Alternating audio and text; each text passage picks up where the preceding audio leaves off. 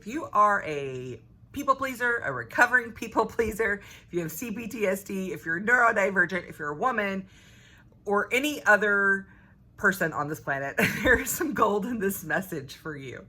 So I want to talk to you about over apologizing and the power of saying, oh well, and giving ourselves grace. There's so much wealth to be had in this conversation. And of course, as always, it's going to apply to authenticity. So I want to start with a story. In my early 20s, I was a massage therapist, and my teacher and his wife, they were both massage therapists. They're from Canada. They were the nicest, most precious people. I unfortunately have lost touch with them, even though I've tried to find them many times, but they were just precious, precious people. But they had these four King Charles Spaniels, and I would house sit for them occasionally when they would leave. And the first time I went to house sit for them, there was a Post-it note, and it was like, welcome, Melissa, a couple little instructions. We have ants. Oh, well, smiley face. And that really stuck with me because it wasn't like, sorry, we have ants in this very submissive, victimized position. It's like, oh, well, we have ants. Welcome to our home. And that just really I have tried and have repeatedly applied this to my life, and it was so powerful. So first of all, so many of us have been conditioned to apologize. Unless you grew up as a wealthy straight white male, this is probably talking to you, maybe even then, depending on your home life or what you're going through as a child. I don't know. I'm not going to single anybody out, but over apologizing is a thing that so many of us do, and it really moves us from our power because it puts us in this position, like I said, in this very submissive, I'm sorry. Even the words I'm sorry, I really have tried to eliminate that from my vocabulary. Sometimes it slips out just out of habit and conditioning, but I really try to go with I apologize. I apologize if it's something that I'm sincerely apologetic for. But really eliminating this, I'm sorry. For one, I'm not sorry. I'm fabulous and wonderful and divine and sacred. And it's okay to apologize and to be accountable. But a lot of times we're being accountable for things that aren't ours to be accountable for. And just like with the ants, oh well, they have ants. Why do they need to be apologizing for that? They're just ants. They're not gonna hurt anything. Trust me, in Hawaii, I'm used to the bugs around here, and I'm in haiku, so ants are a part of everyday life. But I'm in the jungle. I just say haiku like everyone listening knows what I'm talking about. But it really takes us away from our personal power, because ownership, for one, being able to apologize when we are in a position where we need to apologize is empowering, because it's saying that I have the power, I have the ownership over this situation, and I trust in myself and you enough that I am going to apologize for what I have done to cause rupture in our relationship.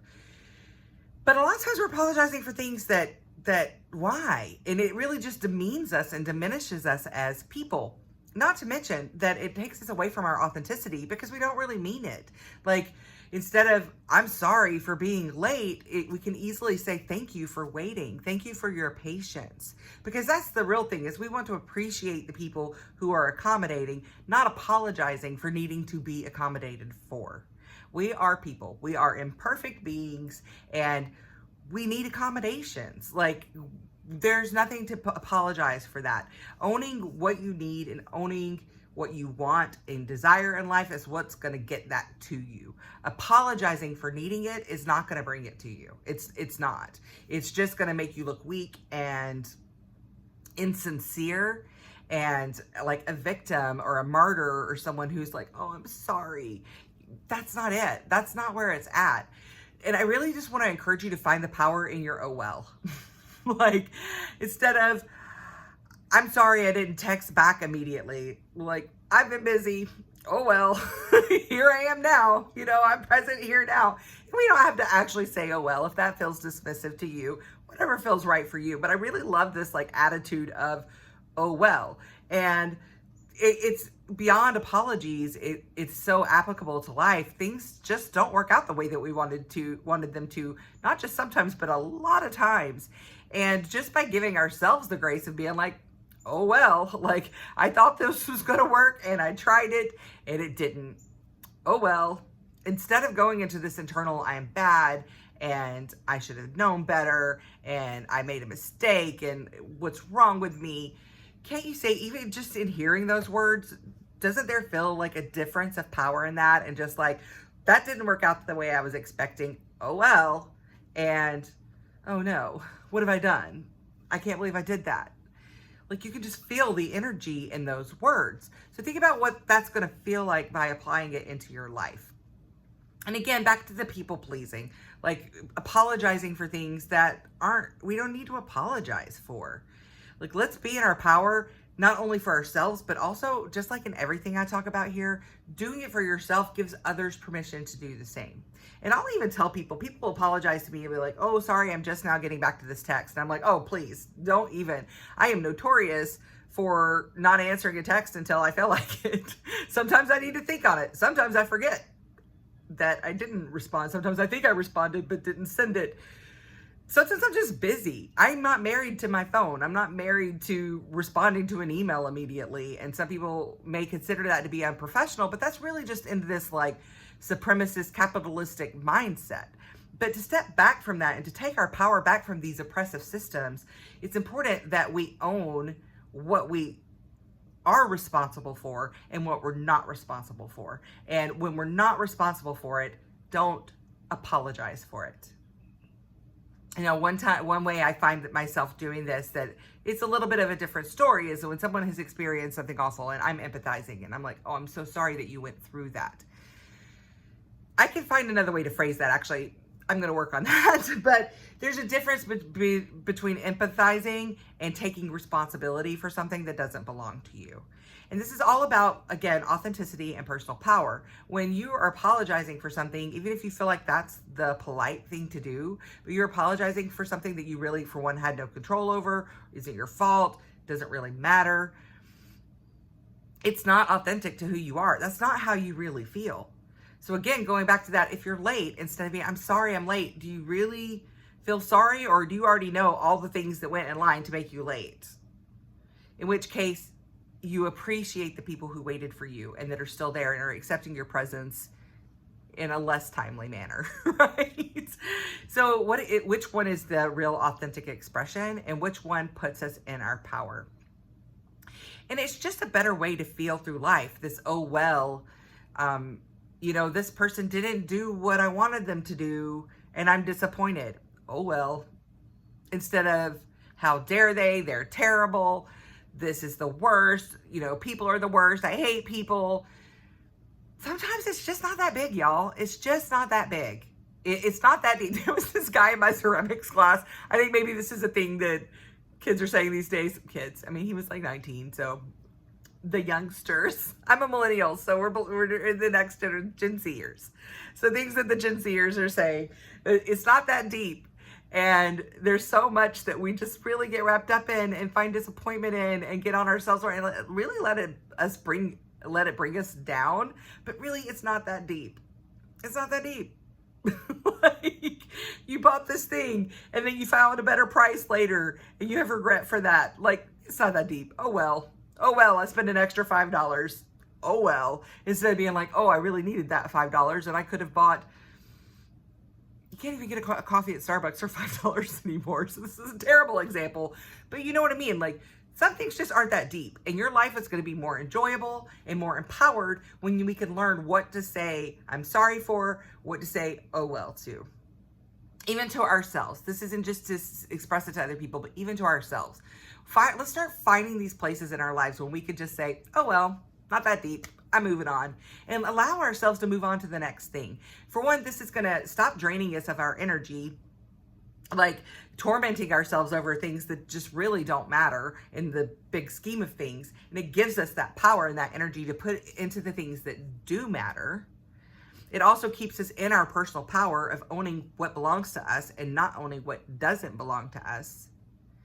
It keeps us in a more authentic communication with those around us, because they know that when we do apologize, we really mean it. And it's not this boy who cried wolf situation where we're apologizing for everything. So then when we really are sorry or we really are apologetic, that it falls on deaf ears and it's just like, yeah, words are meaningless. Actions speak louder than words, right?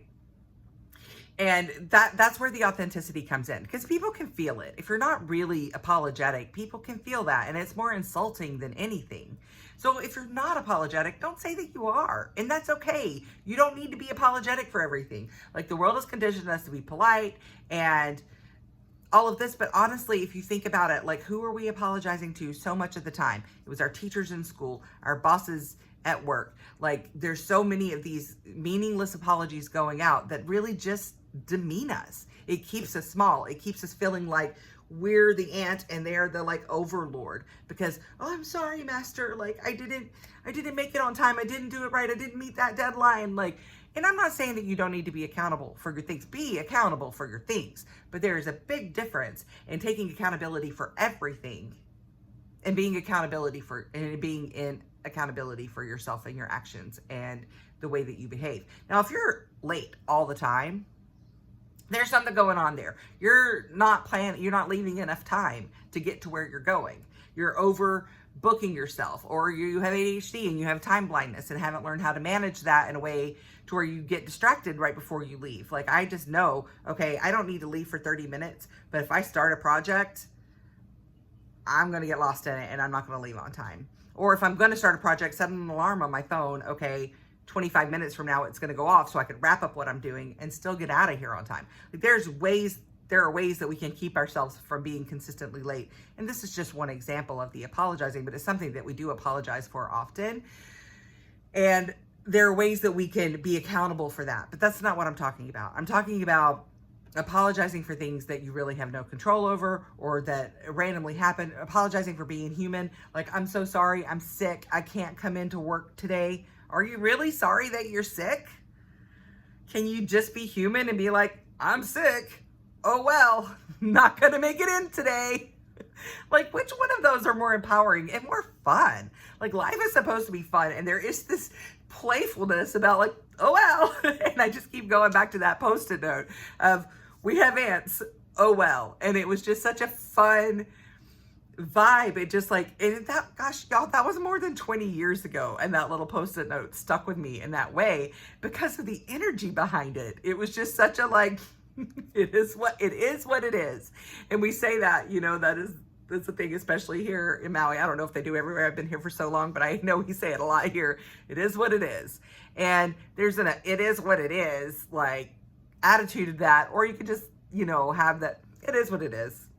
And it is. That's what happens. Life happens not according to plan most of the time. If we're honest with ourselves, things are not lining up the way that we expected them to.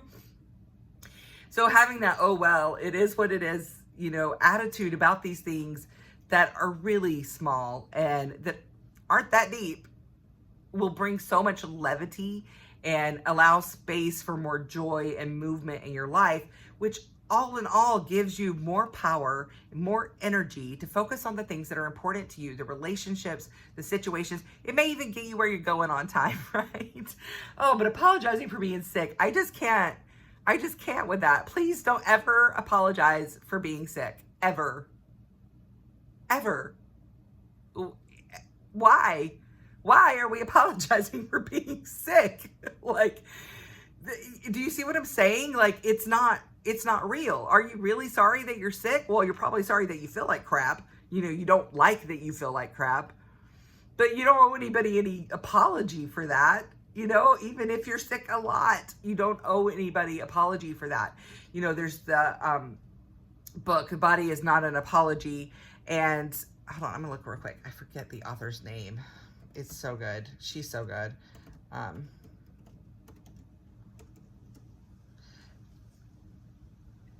It's about radical self-love.